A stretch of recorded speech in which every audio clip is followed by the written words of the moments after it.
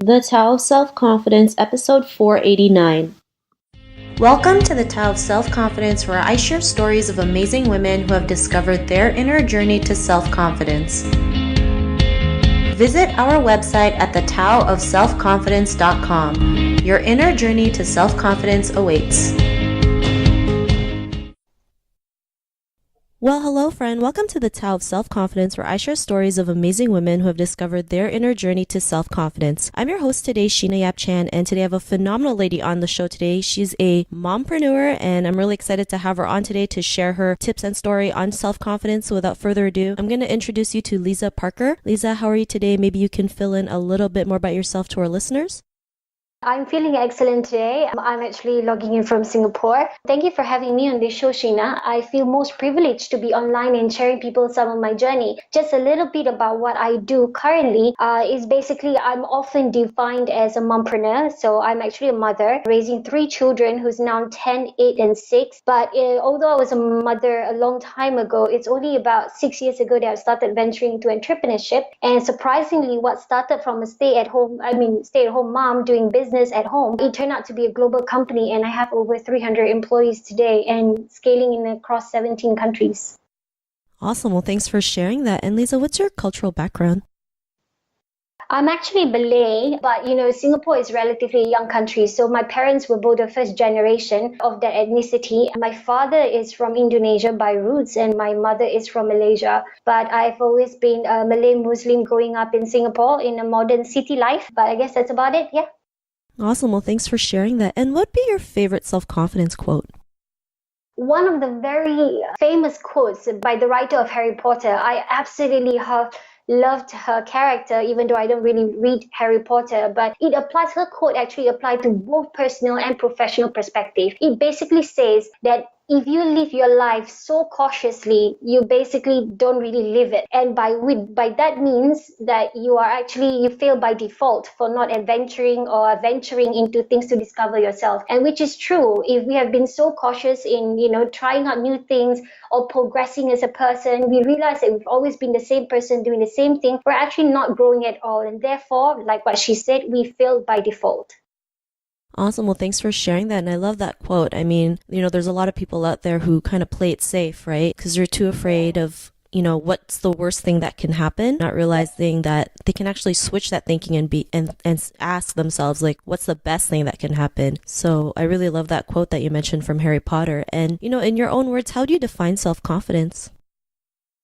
Well, actually, self-confidence is basically believing more in yourself than what others think of you or others say about you. Honestly, whether you're talking about being a parent, a mother, or you're venturing into a new hobby, or whether you are learning a new skill, you're testing your limits, or you're venturing into a business, regardless, all of this, requires you to believe in yourself more than the negativity or the discouragement around you, because only you know your capabilities best. So don't let other people dictate your decision or run your life for you, because you owe that to yourself. Thanks for that great definition. It's so true, right? Sometimes we get so caught up in what other people think of us, not realizing like it's just their perception. And, you can learn to let it go, or, there's 2 choices, right? You can learn to let it go or let it get to you. But the more you let it go, the more free you are and the more you can be your true self. So thanks for sharing that. And Leza, what was your life like before your discovery of self-confidence?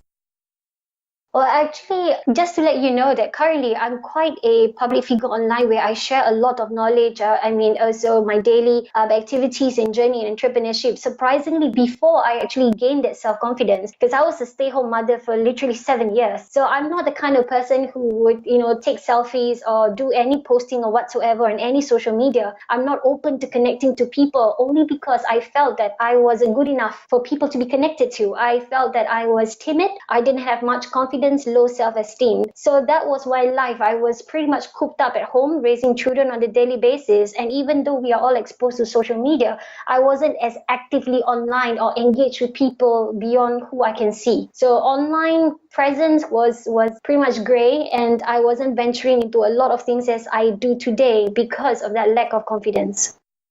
Thanks for sharing that. And, I always see your your social media posts, especially on LinkedIn, sharing your story. And, sometimes we feel like we don't have a story to share to the world, or our story doesn't matter. But it's like you never know who you can inspire, right? I mean, if there's one person that you can change your life, I mean, that's more than enough, because you never know who they can inspire at the same time. So, it's always great to share stories. I think everyone's story is always, important, because they can bring something to the table that's totally different from everyone else. And, what was that point in your life when you realized, you are more than enough to go out there, create, all these global companies, share your life, share who you are? What was that aha moment?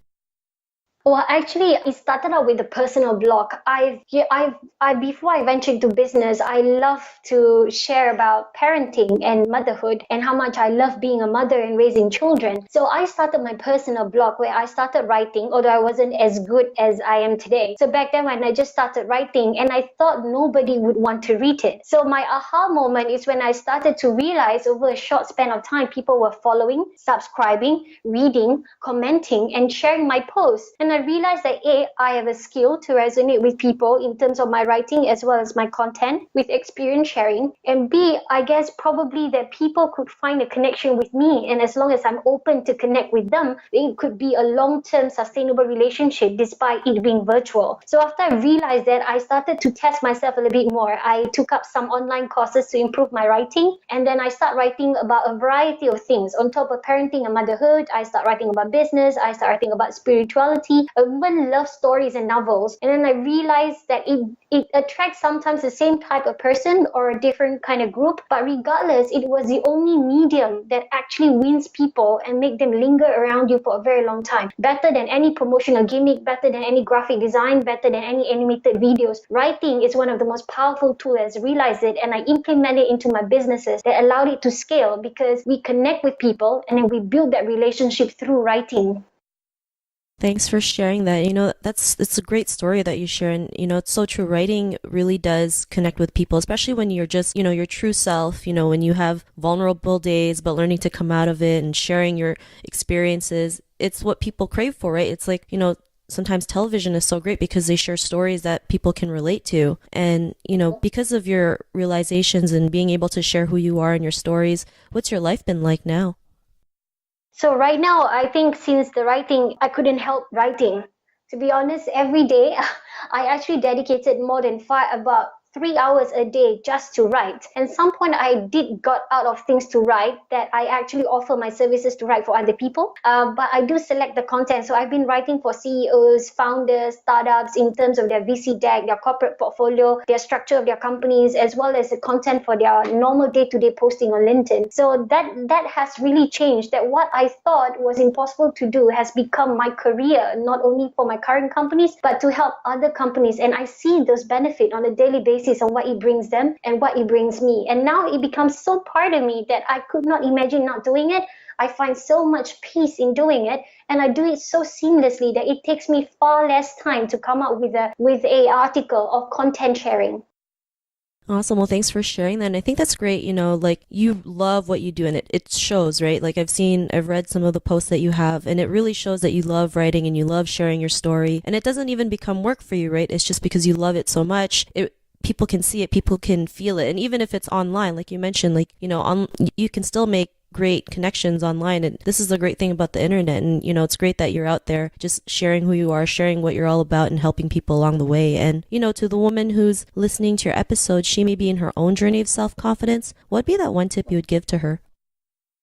Well, actually, I want to let people know that all of us have strengths and weaknesses. As much as we want to highlight our strength, to use it to pursue greater things for ourselves, we should not be too harsh on ourselves by penalizing ourselves for our mistakes or for the things we're not good at yet, or just our weakness. All of us have it. So as long as we focus more on the things that we do best to do better, and not so much on the weaknesses to hold us back from pursuing our strength, we should be fine and we'll eventually find that confidence. As well as confidence is accelerated with positivity, and you decide as a person, you have the power to decide who stays in your environment to continue pass on positive vibes to you. So as soon as you get into contact of people who are doing otherwise, pumping negativity, condemning what you do, or being discouraged to what you want to do, I suggest to subtly eliminate these people from the network while you are still still trying to find yourself and at a fragile stage. Eventually, when you're very confident, these negative people no longer matters. But in the beginning, while you're trying to find yourself, it's best not to let anybody interfere in that affairs. Thanks for sharing those great tips. And, I love that how you mentioned, strengths and weaknesses, because we're so, like you mentioned, we are really harsh on the things we're weak at, but not realizing like it's a part of us. And instead of being too harsh, we just learn to embrace it and yeah, focus on doing it better or how we can solve it or maybe outsource it, right? So I really love that you mentioned that. And, if our listeners wanted to get to know a little bit more about you and what you do or check out some of your work or your writing, is there any links or social media profiles we can connect with?